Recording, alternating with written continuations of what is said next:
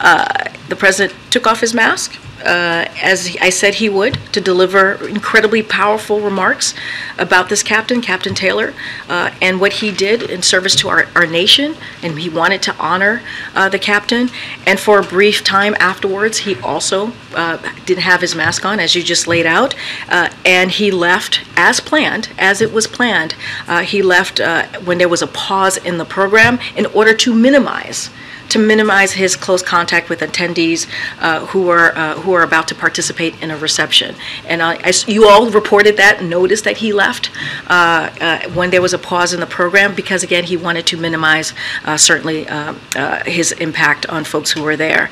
And so look, we have to take this all into context. I think it's important that we do this. We are in a different phase, right? As we have said many times with COVID, this is kind of going on the third year of coming out of this pandemic.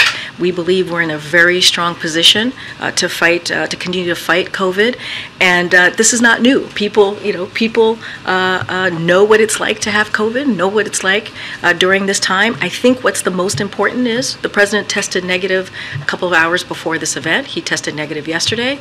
As I just mentioned, he tested negative on Monday. He tested negative today. He has no symptoms, and I think it's important to also look at the context as well. And for a brief moment afterwards, yes, he did have his mask was not on, and then when the program paused for a moment, he stepped out. But he didn't put it back on. Is he out of practice? Is he like so many Americans? Look, what I can say is we got to put this all in context.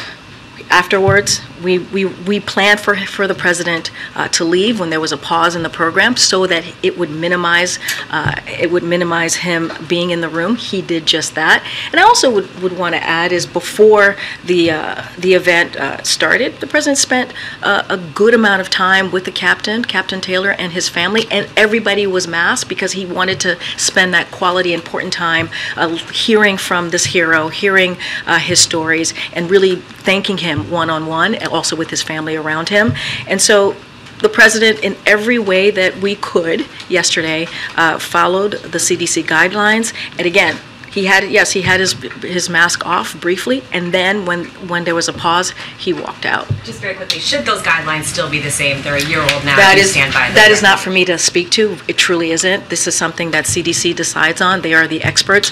They are the ones who certainly provide the guidelines. It is not for me to speak to.